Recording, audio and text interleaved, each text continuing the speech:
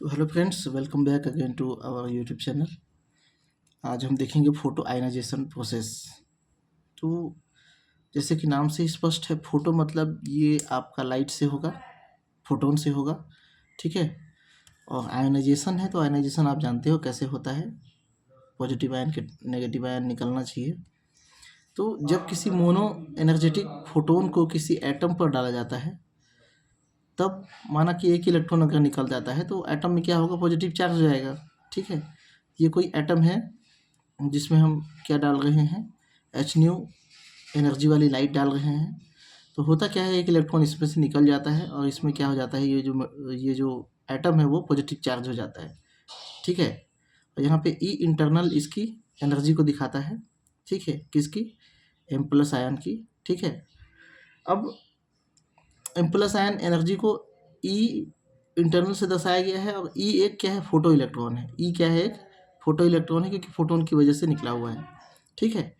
जब ई internal zero हो, मतलब कहने का मतलब क्या है कि जब मेटल जो है, जो एटम है, मेटल भी हो सकता है ना, वो जो पॉजिटिव आयन बना है वो ग्राउंड स्टेट में चला जाए। इलेक्ट्रॉन के निकलने के बाद वो क्या चला जाए, ग्राउंड स्टेट में चला जाए। तो जो भी यहाँ पे एच न्यू की एनर्जी जो यहाँ पे लगी हुई है, उसके साथ साथ ग्राउंड स्टेट में जाने वाली जो एनर्जी है, ग्राउंड स्टेट में जाते समय कुछ एनर्जी निकलेगी, वो सारी एनर्जी किसको मिलेगी, इलेक्ट्रॉन को मिलेगी।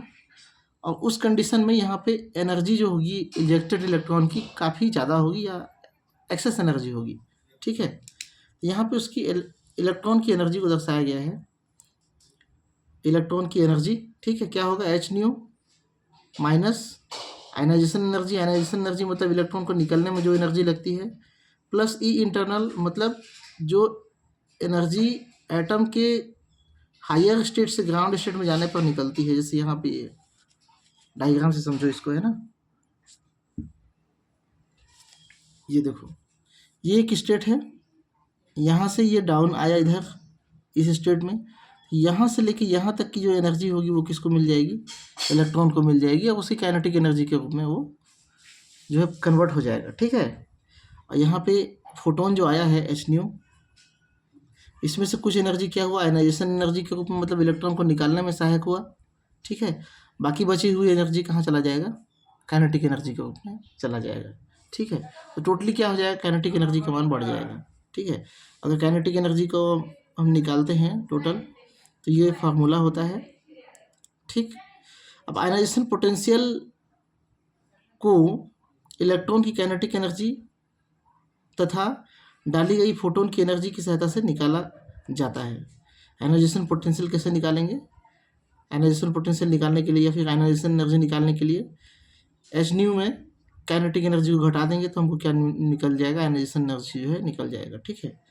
यदि फोटोन की एनर्जी ज़्यादा हो तब एटम के और भी इलेक्ट्रॉन निकल सकते हैं। तो फोटोन में अगर काफ़ी ज़्यादा एनर्जी है, एक के बजाय 2 इलेक्ट्रॉन निकल सकते हैं, 3 इलेक्ट्रॉन निकल सकते हैं। एनर्जी जितनी ज़्यादा होगी उतना ज़्यादा इलेक्ट्रॉन निकलेंगे, ठीक है।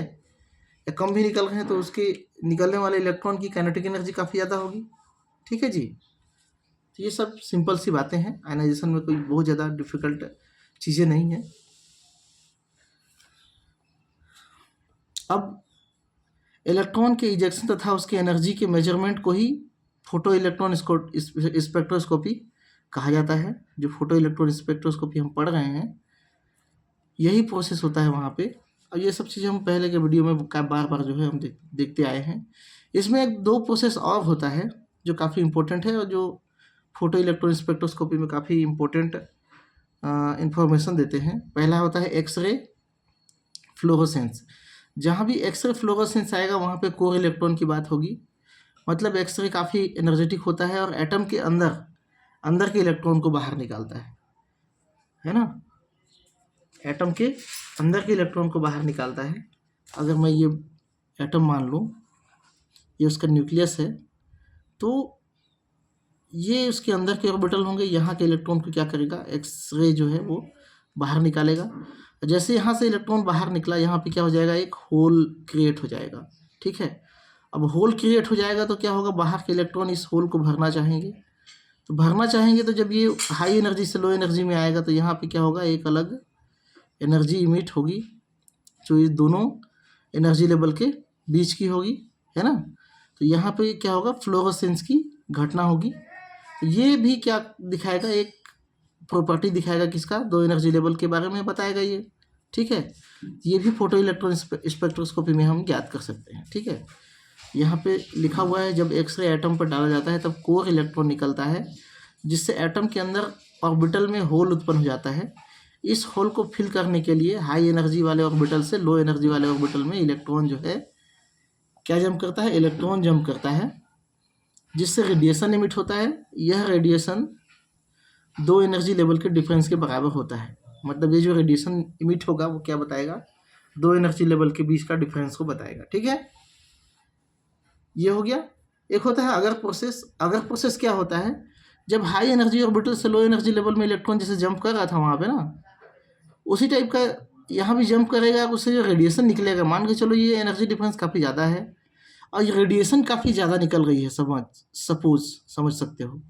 ठीक है, तब हो सकता है कि ये रेडिएशन क्या करे, ये रेडिएशन किसी दूसरे इलेक्ट्रॉन को मिल जाए और वह electron low energy bonded electron हो, तो वो इलेक्ट्रॉन भी वहाँ से इमिट हो सकता है या इजेक्ट हो सकता है।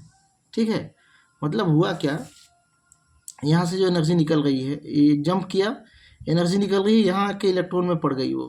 ठीक है, और या फिर इसके बाहरी ऑर्बिटल में, और भी बाहरी ऑर्बिटल हो सकता है, यहाँ पे इलेक्ट्रॉन है, इसका बाइंडिंग एनर्जी कम होगा, तो ये इसको छोड़ दो, ये एनर्जी यहाँ पे इस इलेक्ट्रॉन को मिली। अब ये इलेक्ट्रॉन भी अगर निकल जाता है यहाँ से, इजेक्ट हो जाता है, तो ये प्रोसेस क्या कहलाता है, अगर प्रोसेस कहलाता है। ठीक है, ये दोनों प्रोसेस क्या होता है, फोटो आयनाइजेशन का ही एक भाग है। मतलब यहाँ भी देखो, एक इलेक्ट्रॉन तो निकल गया, एक पॉजिटिव चार्ज आ गया, अब उसको फिल करने के लिए एक इलेक्ट्रॉन यहाँ जंप करेगा। ठीक है, जंप करेगा इलेक्ट्रॉन यहाँ से, इलेक्ट्रॉन तो जंप किया, एनर्जी यहाँ से फिर से निकलने लगा। अब ये अगर और एक इलेक्ट्रॉन निकाल दे तो यहाँ पे क्या हो जाएगा, 2 प्लस चार्ज हो जाएगा, इलेक्ट्रॉन यहाँ से 2 गायब हुआ, एक यहाँ से और यहाँ से। ठीक है, तो ये भी क्या होगा, आयनाइजेशन ही होगा। तो दोनों ही क्या है, फोटो आयनाइजेशन का ही पार्ट है। ये 2 स्टेप प्रोसेस है। ठीक है, और ऊपर वाला क्या है, 1 स्टेप प्रोसेस है। ओवरऑल अगर हम फोटो आयनाइजेशन प्रोसेस की बात करें तो वो 1 स्टेप प्रोसेस होता है। ठीक है, ये अपने अपने समझने की बात है। तो यहाँ पे कोई दिक्कत तो नहीं है, कोई परेशानी तो नहीं होगा, है ना। फोटो आयनाइजेशन काफ़ी इजी टॉपिक है और कई बार पूछा जाता है ना, कई बार जो है एग्जाम में पूछा जाता है। ठीक है, तो चैनल में बने रहने के लिए बहुत बहुत धन्यवाद। आप सभी का दिन शुभ हो और अच्छे से पढ़ाई करिए, यही आप सबके लिए शुभकामनाएं हैं।